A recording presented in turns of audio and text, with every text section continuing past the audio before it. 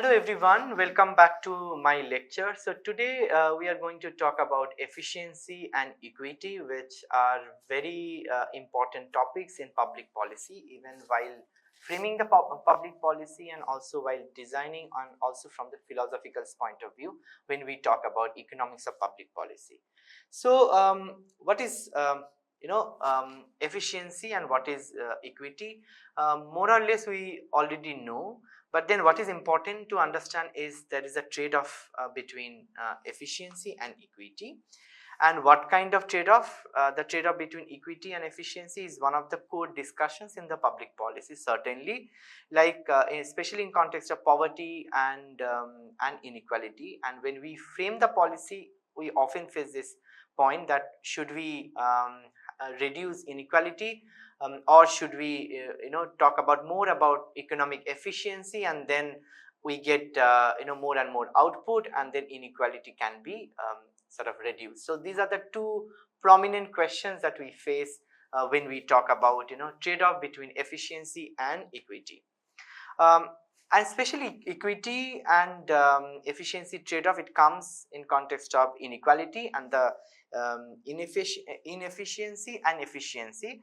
So the precisely what we talk about is basically the social choices between equity and efficiency. And let us give this spend a bit more time here when we are talking about inequality. So it is very important to have understand like whether we need more aggressive market oriented policies where safety net or social security programs will be less, and then we leave it everything on the market, or there will be more government interventions in terms of protecting citizens or the workers, those who are working in the labor market, right? So there these are the core debate it comes. So we actually worried about the big pie chart where how much share or how much amount that we should spend on which of the programs, whether it is we should be spending more on the social program, or we leave it on the market, or insurance should be we should leave insurance program on the market, or is a government responsibilities that should introduce more and more social assistance programs. So in that particular context is basically trade-off comes and opportunity cost come, which we have been talking about right from the beginning of this course.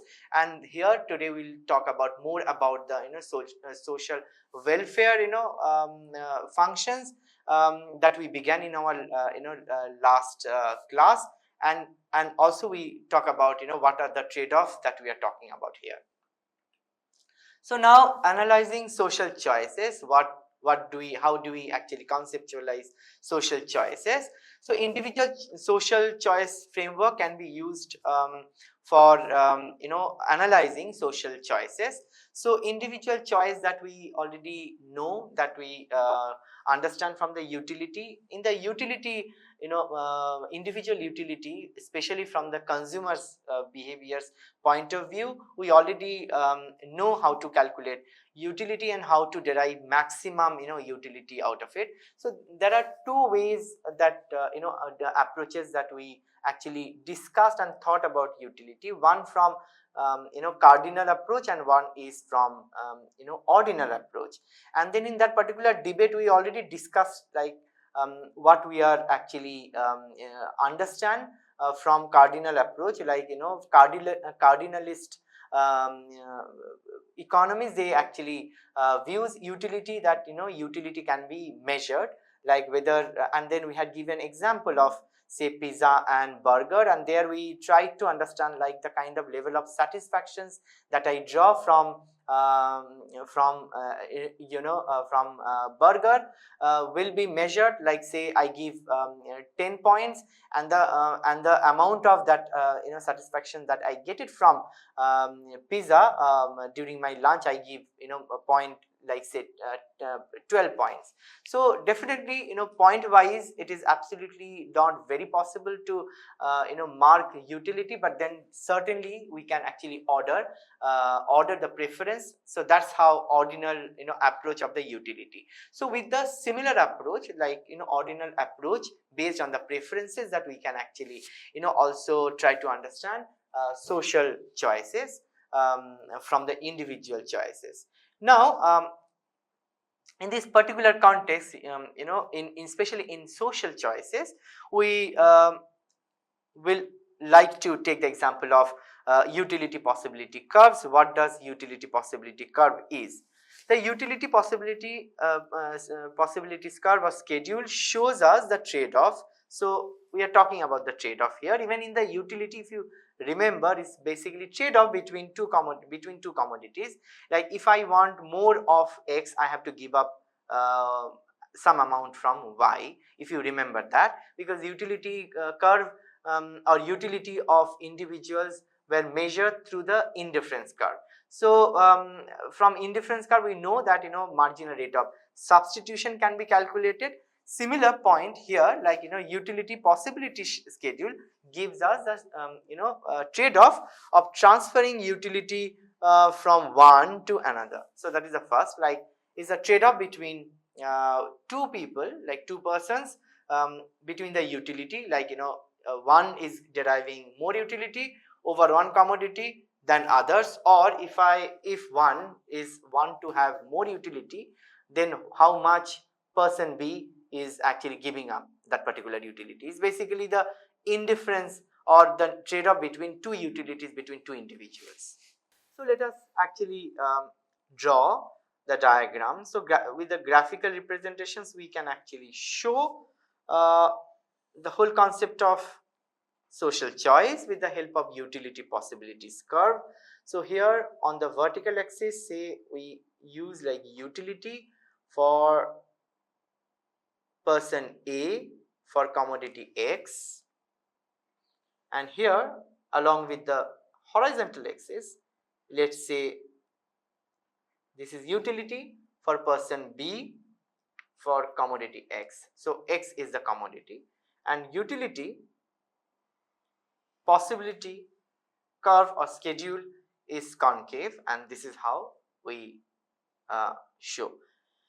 And then this utility possibility curves also shows that how much resources that are available that can be consumed or that can be traded between two individuals, and what are the trade-off.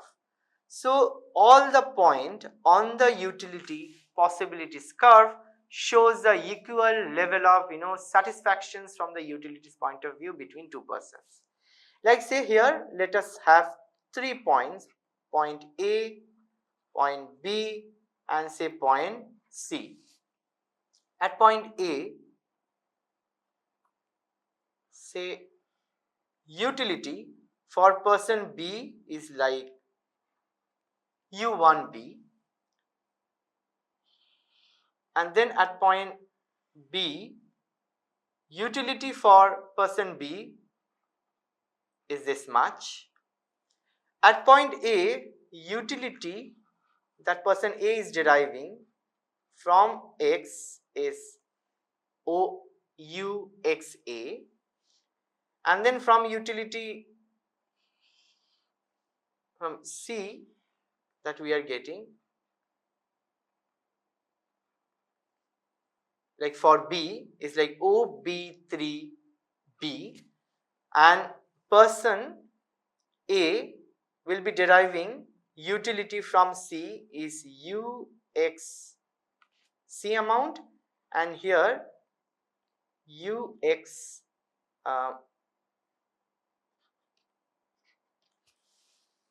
UXA1 here,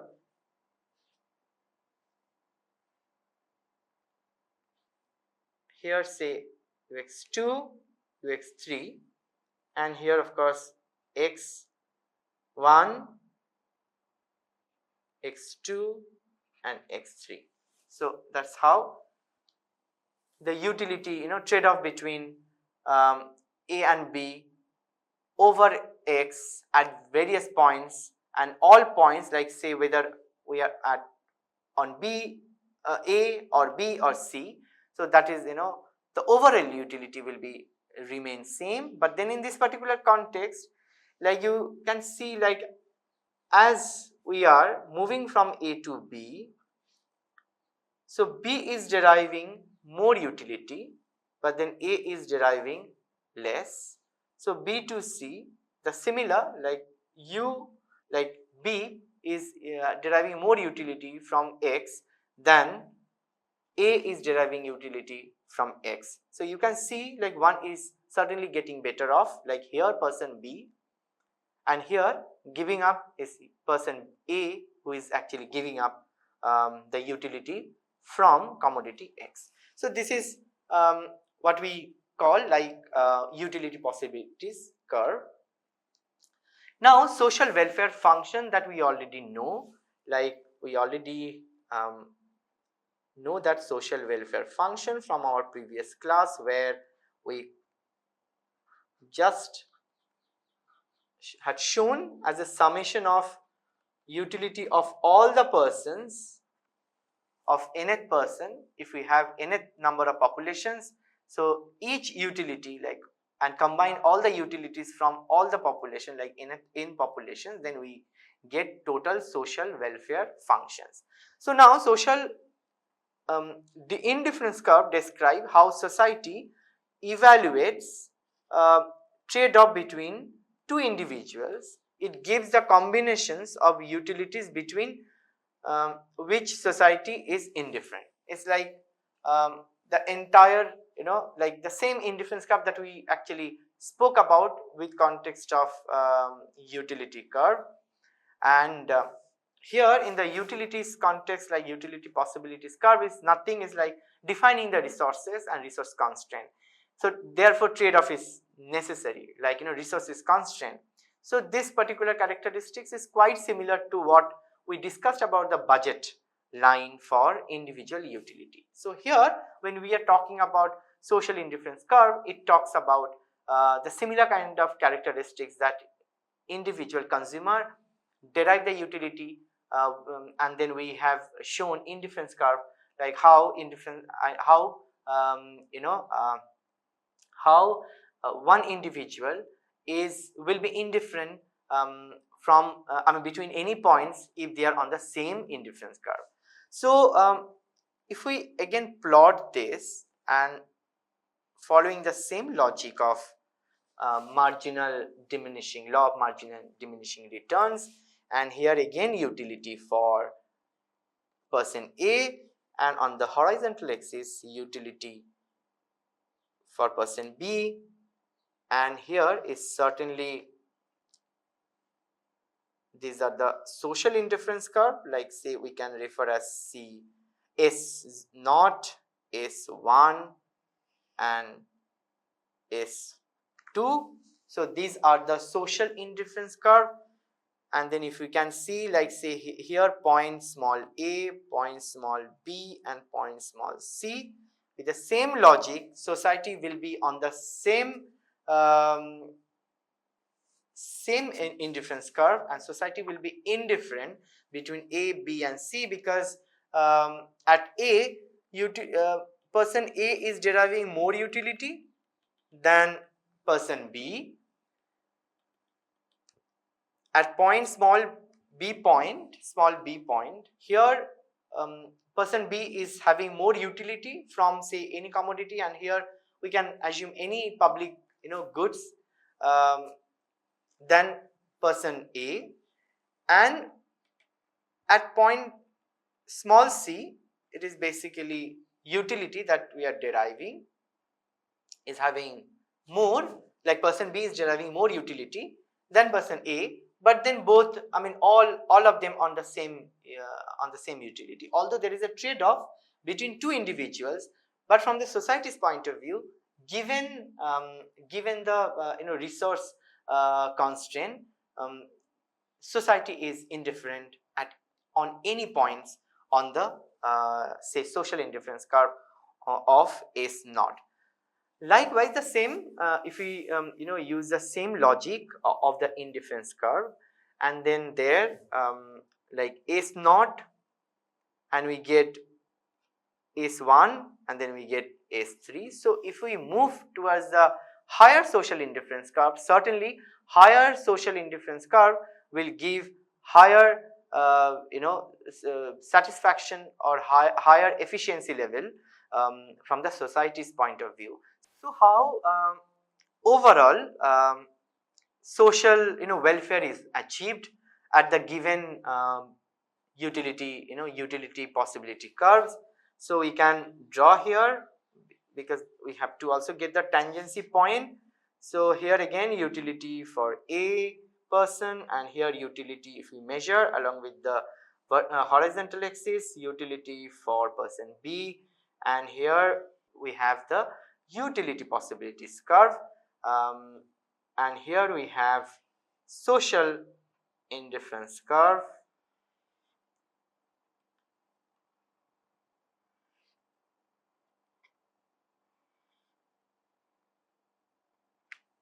So we have 4 social indifference curve like S0, S1 and S2. But then society overall, they are more kind of at the efficient point, social efficient point at say point small a, where social indifference curve S2 is tangent to utility possibility curve. Like here utility possibility curves at point E.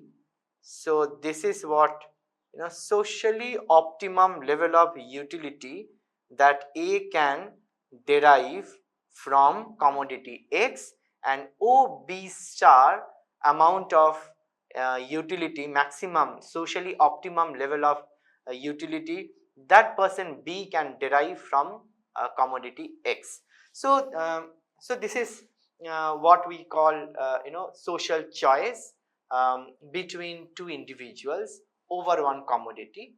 And this is the A at point A, small a, where social indifference curve is tangent to utility possibilities curve, and at that point we what we call it is actually the optimum level, socially optimum point, and this is what we call social choice, choice for the commodity X between two persons. So now what are the points that we really need to keep in our mind when we talk about social choice? In theory, one is construct the opportunity set, which means the utility possibility schedules describe how much one person's utility must be decreased when another's is increased. So we already had shown that when we move along with the utility possibilities schedule, one person, like in our case here, like person B is getting more than person A. So one is definitely is getting increased, utility is getting increased, one person's than others. So the second point, that define preferences, and preferences are measured by the social indifference curves, which describe how much society is willing to decrease one person's utility to increase another's by a given amount. So this is what social indifference curves that we spoke about. Social indifference curve also shows the similar kind of characteristics that individual utility curve that has, especially indifference curve, and that we have, and we can measure marginal utility ratio with the marginal utilities ratio between two individuals. So if you recollect, marginal rate of substitution was the measure that we kind of consider to calculate preferences. And here also with the social indifference curve also, it also goes the same logic. Then the point 3, that adopt programs that increase social welfare, like find the program that puts society on the highest social indifference curve. So here when we talk about is basically from the society's point of view and also from the individual's point of view. Like as you move up towards the right hand side, you are on the higher social indifference curve, just like for the individual utilities, that as you move up your indifference curve, you are going up on the indifference curves, and definitely satisfaction wise, individual utility will be more satisfied. And in this case, for the overall society's choice will be much more higher. So as we move, and then always our utility possibilities curve, we have to keep it in such a way, especially the resource, we have to utilize in such a way that we get higher, we achieve the higher tangent point at the higher level of social indifference curve. That's how we get optimum social point from the social choice in the theory. So now comparing that, one really needs to understand this when we are actually bringing social welfare function or social choice. So social choice, we are bringing it from the point of view individual utility. So when we are talking about overall social welfare functions, we are actually summing up all the utility from all the individuals. Therefore, when we are bringing individuals and overall social choices, we have to keep certain things into in our mind. So let us revisit what we are talking about when we are talking about opportunity set. So it is basically comparison and also the summary of what we are talking so far. So budget constant that we spoke about it. So in case of utility, individual utility, we can quickly draw small diagram. So here is a budget line, like for the individuals, like say between two commodities, and here is the utility curve for the one individuals, right? And this is in case of individual's choice. So for the individual choice, and here for the social choice, we have utility production, utility possibilities curve, and here is the social indifference curve, and they are actually tangent at point A, and here one individual is tangent at point A. So in this particular context, this is what we call utility possibilities curve and budget constant. So budget constant is nothing, is our constant at the individual levels, and utility possibilities curve is nothing, is basically from the social choice theory. This is the opportunity set or the resource available for the society to optimize, whether at the individual level or at the socially at the society's point of view, like to get social optimum level. So now that define indifference preferences. So here exactly the utility or the indifference curve, like indifference curve here for the individual's choices, and here is basically utility, and here utility, social utility curve here that we get for the social choice. So for individual preference curve, like indifference curve is the it shows individual choice, and social indifference curve shows social choice. And choose preferred point, like here point A that we have drawn here, like where we have shown the tangent point, where tangency between individual indifference curve and the budget constant in case of individual choice, and tangency point between social indifference curve and utility possibility curve in case of social choice. So like say in our first panel that we had shown, so this is panel 1, and say here this is panel 2. So in panel 1 actually shows not only budget constant but also tangency point and also utility indifference curve to measure the individual utility from the consumer's point of view and from the individual's point of view. On the right hand side in the panel 1, we try to show like budget constant like through utility possibility curve, and social choice through social indifference curve, and point A is basically socially optimum point where where society should be having the preferred point. So these are the tangency point that we are actually comparing between individual and social choices.